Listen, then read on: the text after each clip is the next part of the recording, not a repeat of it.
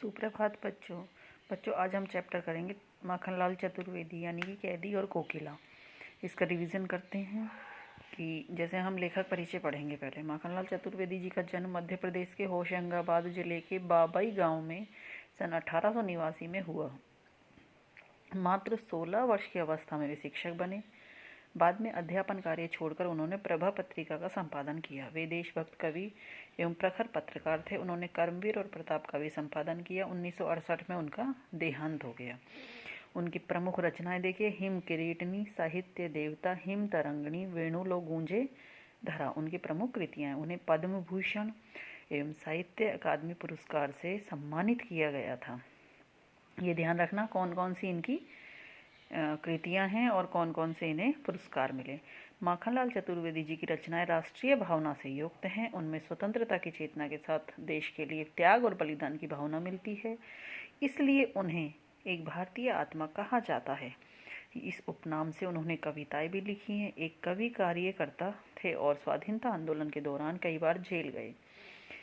अब उन्होंने देश की आज़ादी के लिए, मतलब जब वो कवि अपने आप को कैद में मानता है, जेल में मानते हैं, तो उन्होंने एक कोयल के माध्यम से अपनी सारी व्याख्याएं व्यक्त की है। किस तरह से मतलब उनमें काली दीवारों के अंदर कैद रहते थे, तो क्या गाती हो, क्यों रह जाती हो कोयल के लिए।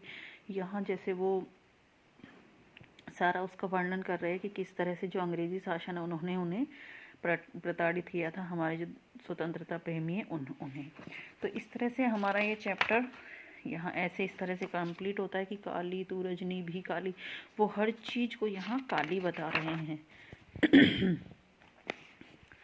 कोयल की कूक सुनकर कवि की क्या प्रतिक्रिया थी, वो पूछ रहे हैं कि किस तरह से कोयल तुम क्यों चीख रही हो, तुम्हें क्या परेशानी है। तो इस तरह से जो मैंने आपको करवाया है वो आप ध्यान से करेंगे। यहाँ देखिए, इस हूँ कृति पर अपनी कृति से और कहो क्या कर दूं, कोकिल बोलो तो मोहन के व्रत पर प्राणों का आसव किसमें भर दूं। कोकिल बोलो तो मोहन किसे कहा गया है, महात्मा गांधी जी को, जो अहिंसा के प्रेमी थे, शराब को जिन्होंने बुरा बताया था। दूसरा चैप्टर देखिए हमारा, यह है माटी वाली।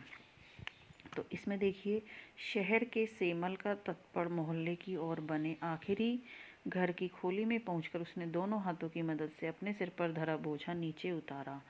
तो इसमें देखिए क्या है, ये माटी वाली है। एक जो शहर है, टिहरी शहर, वहाँ पे एक ही औरत होती है, वो माटी लाती है सबके घरों में। उस माटी से घर की लिपाई पुताई होती है, घर में चौका लगता है। तो इस तरह से वहाँ उसके ऊपर ये सारा वर्णन किया गया है।